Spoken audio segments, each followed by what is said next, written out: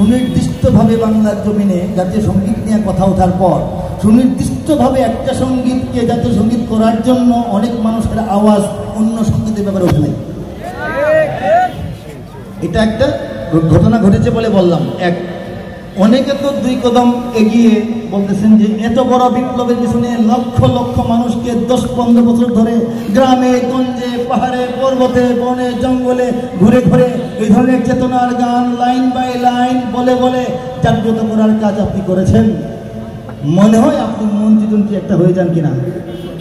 আমি সুস্পষ্ট কথা বলি, আমি রাশিয়া, আমেরিকা, ভারত, চীন সবার বিরুদ্ধেই কথা বলি। যখন এমন কোনো অবস্থা বাংলাদেশের হবে যে বাংলাদেশের উপরে অন্য কোনো পরাশক্তির ছায়া নাই, তখন এই আশা করেন দিল্লির ছায়া সরে গিয়ে আমেরিকার ছায়া চলে আসবে, আমেরিকার ছায়া সরে গিয়ে চীনের ছায়া চলে আসবে।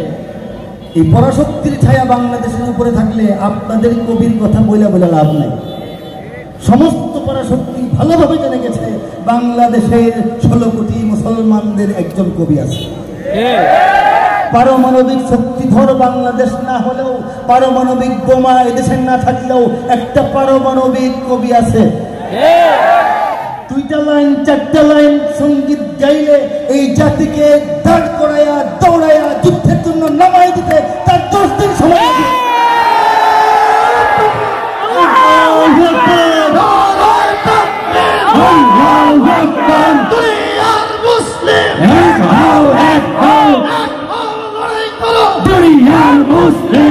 এই বাংলার জমিনে ইসলামের পক্ষে সমস্ত আধিপত্যবাদের বিরুদ্ধে কথা যেহেতু বলছি, আপনারা ভাইবেন না যে আধিপত্যবাদের কবলে থাকা অবস্থায় বাংলাদেশ আমাকে নিয়ে ভাববে, এটা ভাবার কারণ নাই।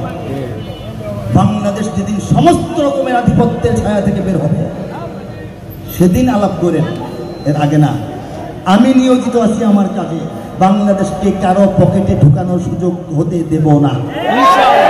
প্রয়োজনে বিপ্লবের পর বিপ্লব, ঢেউয়ের পর ঢেউ ঘটতে থাকবে। বাংলাদেশের কোটি কোটি তরুণকে প্রয়োজনীয় নতুন বিপ্লবের রাস্তায় আবারও ডেকে আহ্বান করে আগুনের স্ফুলিঙ্গের মতো জ্বালিয়ে দেওয়ার কাজ কবি মহিম খান করবে।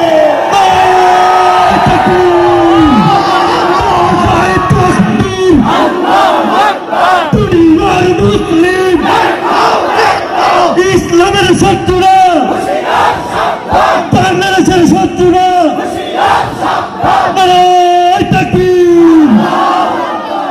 পৃথিবীর আধিপত্যবাদীরা আমাকে চেনে। এই দেশ যখন আধিপত্যবাদের হাত বদল হবে ততদিন তারা আমাকে আমার জায়গায় রাখবে, আর আমারও আমার কাজই করে যেতে হবে। ঠিক না বলেন? আমি তো বললাম দ্বিতীয় সঙ্গীতে, বুঝেনিক আমেরিকা, বুঝেনিক ইন্ডিয়া, বুঝেনিক রাশিয়া ও চায়না, মুমিনের এই মাটি ইমানের এই ঘাটি কিছুতেই কেড়ে নেওয়া যায় না। এই কথার উপর সবাই থাকেন, প্রস্তুত থাকেন, যখন যা করতে হয় তখন তা আমাদেরই করতে হবে ইনশাআল্লাহ। বাংলাদেশের শেষ ঠিকানা ইসলাম, সেই ঠিকানায় বাংলাদেশকে পৌঁছানোর আগ পর্যন্ত আমাদের সংগ্রাম শেষ হবে না। কথা ঠিক কিনা বলেন?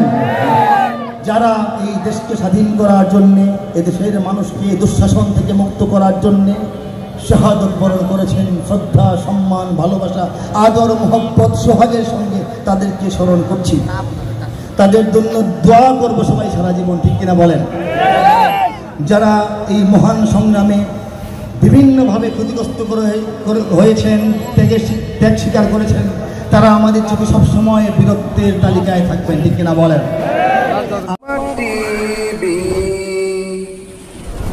ওলামা টিভি, সত্য ও ন্যায়ের পথে।